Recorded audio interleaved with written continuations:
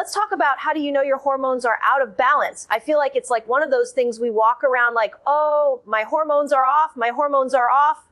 But do we really know what that means?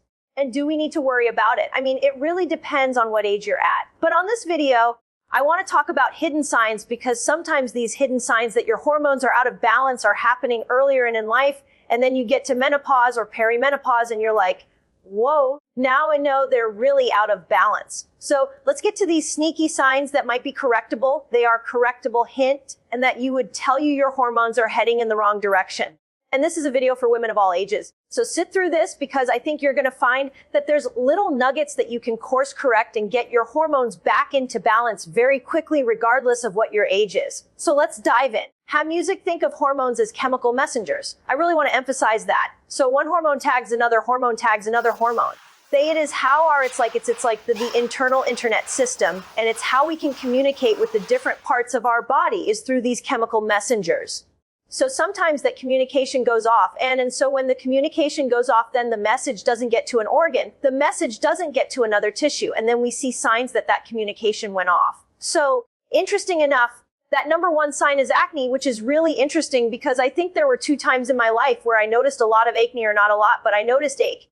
One was a teenager and one was menopause. Put in the comments if you've had acne per menopause, because that's not a lot of fun. Walking around with pimples on your face like you're a teenager sucks, right? So, but what is going on with acne? So, funny thing about our diva estrogen who just did all these amazing things in our body. If you still have estrogen surging through you, be sure you take amazing care of her. Now, if you don't, those of us that are losing estrogen, we look back and wish we had catered to her needs a lot earlier in life. So estrogen regulates your oil levels and inflammation in your skin, which is why when we lose estrogen, we start to notice that our skin feels a lot drier, right? Or sometimes more oily. It goes back and forth. But when acne shows up, it's a sign of estrogen imbalance. A 2019 review in the International Journal of Women's Health found that acne is often an early sign of menopause. So maybe you're in your late 30s and some acne kicked in, and during menopause, you get these sudden spikes and drops of estrogen. And the study noticed that with these ups and downs of estrogen, that menopausal acne became more prevalent. So if you're 36, 37, and all of a sudden you're like, what the heck? Where'd the acne come from? It could be a sign we're moving into menopause. Acne is also a warning sign for women under 40 as an early sign of PCOS.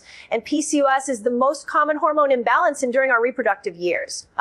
I just did an interview that will come out on my podcast with Dr. Nisha Winters, who said it talks all about the symptoms that you would see in your younger years that would tell you your menopausal experience is going to be a difficult one. And because a 2021 study in gynecological endocrinology found that 76% of women with PCOS developed acne. So instead of just looking in the mirror and being like, oh, how am I getting pimples again? Why is this happening? We want to realize that it can be a sign of low estrogen. Okay.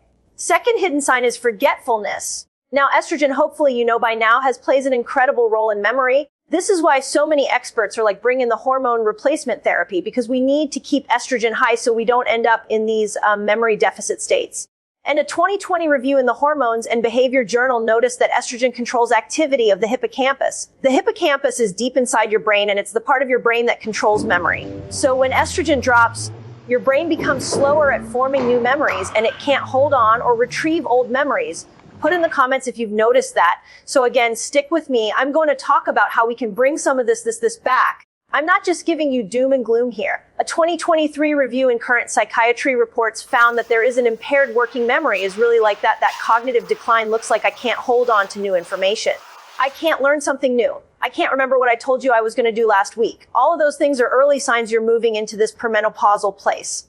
So what can you do? Now, in Age Like a Girl, I have a whole chapter on memory, and in it, I talk about what our primal friends did. And this is applicable if you're in menopause, post-menopause, or even if you're in your 20s and 30s. But our brain is a muscle, and it needs to be used and thought of like that. And so one of the ways that we can work the hippocampus, that part of the muscle, is to access it under times of relaxation. And one of the ways we start to access those memory centers is through storytelling. So when we tell stories, this is something I've been talking a lot about when I've been speaking live, which is I look at my 85-year-old mom and I'm like, tell me another story. Tell me a different one. Talk to me about what you were like when you were 13. Telling stories helps keep stimulation of the hippocampus area. So if you're already noticing this estrogen decline and you're starting to see that forgetfulness, think of it like your bicep. If all of a sudden your bicep is getting weak and you can't lift things, you got to work that. Well, the same thing with the hippocampus. If you want to keep those memories going, talk about them, write about them, journal about them. We got to keep that part of the brain center active. This is why we need to take better care of our elders when they get into those aging places. We need to sit and listen and talk because that's how one of the ways we keep their brains really sharp. Guess what? Age Like a Girl, my new book, it's ready for pre-orders. And this is the most personal book I have ever written, and I'm so excited to bring it to you. If you are looking to reinvent yourself through the menopause process, or maybe you're on the other side and you're still looking for that reinvention, I'm going to show you exactly why menopause works in your favor and how you can make it your greatest moment yet. Age like a girl. Okay, number 3, a symptom is irritability. And this is actually the number 1 sign of menopause and menopause. Everybody thinks that the number 1 sign is hot flash, but that's actually not. I don't know where hot flash and menopause became like this outward F-facing thing like, oh, you're going through menopause, you get a hot flash. Yes, that is annoying. But you know what's even more annoying is irritability. When all of a sudden somebody breathes different, somebody speaks too loud, somebody crosses you wrong, and irritability comes in. Well, let me tell you what we know about irritability as a sign of hormonal imbalance or a hormonal change. One thing that we do know is that you are losing well over 12 neurochemicals when you go through menopause. This is at the heart of what Age Like a Girl is about. And these 12 neurochemicals are chemicals like dopamine and serotonin and GABA that calmed you and acetylamine that kept your memory strong. There's a lot of these neurochemicals are neurotransmitters that affected your behavior. So as you go through this huge shift, neurochemical shift, yeah, you're going to be a little more irritable because you don't have that neurochemical backup system to calm you. So a 2024 study in the Journal of Menopause found that irritability was the most common symptom as women were transitioning through menopause. And a lot of that does have to do with these estrogen receptor sites in the amygdala. But if you start to understand that in the amygdala is also oxytocin receptor sites. So if you want irritability to go down, start hanging out with people that give you oxytocin. And that amygdala can be calmed by different activities. The amygdala can be calmed by daily walks. That right, left walking calms the amygdala.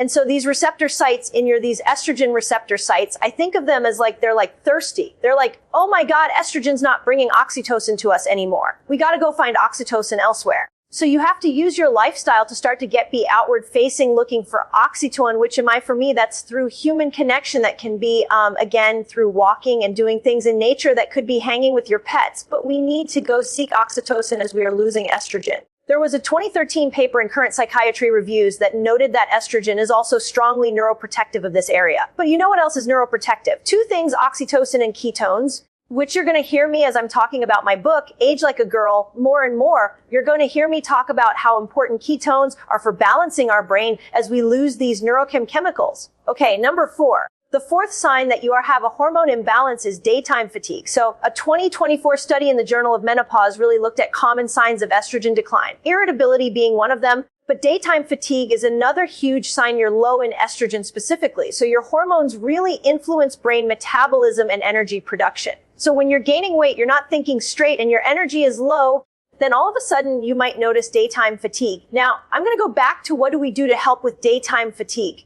Well, we know the imbalance is there. I'm going back to the hero, which is the ketone. I taught you all in Fast Like a Girl. I taught you about this metabolic switch where we have sugar burner, fat burner. And what we talked about for years when this book came out, you can go get the book now, but we talked about how we have to look at our metabolism as there's 2 major metabolisms that we will affect our brain clarity and affect our energy. And when we start to go into a fat-burning metabolism, when we are fasting and we are burning fat and we are making ketones, not only are those ketones neuroprotective, but they are a cleaner fuel source for your brain and they are a more potent fuel source for your mitochondria.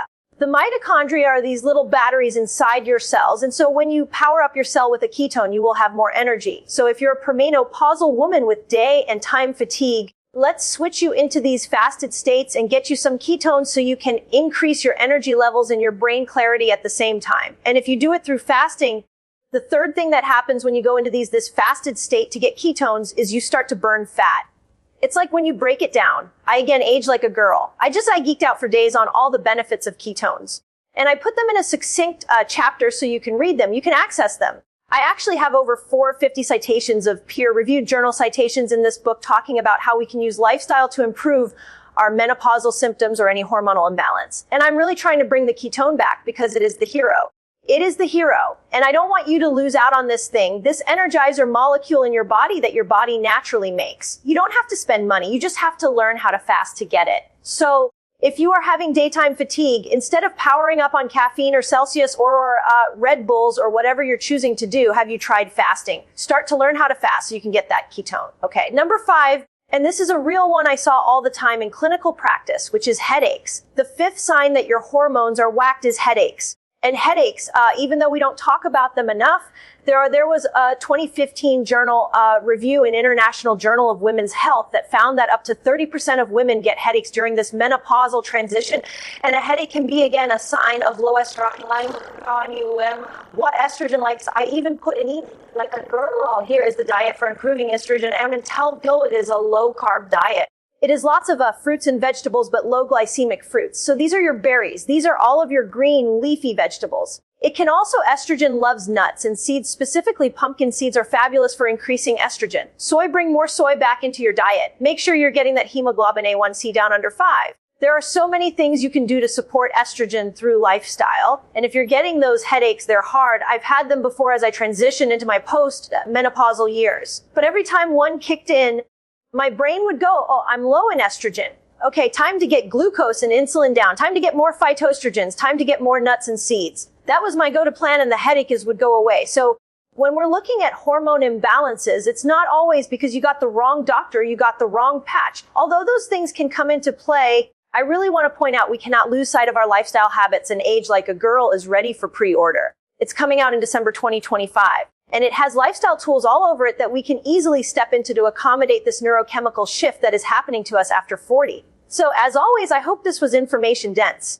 I hope you see you have a lot more control than you're being taught. Your hormonal imbalance, whether you're trying to get pregnant or you're trying to overturn PCOS or you're trying to help your menopause symptoms, is not that imbalance may not always be solved by a medication. It may need you to change your lifestyle. And so I'm doing these videos to help you understand how you can change your lifestyle. If they're helpful, let me know, because that always fuels me and gets me excited to give you another video on it. If you're struggling with some of the aspects here, let me know in the comments and I'll do a custom video on it. And I hope you get that you are more powerful than you've been taught. And one of the biggest challenges we have with the female body is it didn't come with an owner's manual. And so you land in your 30s and 40s and 50s and all of a sudden your hormones go off and you're like, what the heck? And you didn't realize that there was a lifestyle shift to be had. So as always, I hope that helps. Let me know what else you want to hear from me about hormonal imbalances, and I'll be sure to deliver. I don't want you to waste money on supplements. Your body's a miracle. Buy the right ones. Sometimes you don't buy them at all. Check out this video so you don't waste money on your supplement. When we do the same probiotic over and over and over again, what we're doing is we're creating a monoculture in our gut.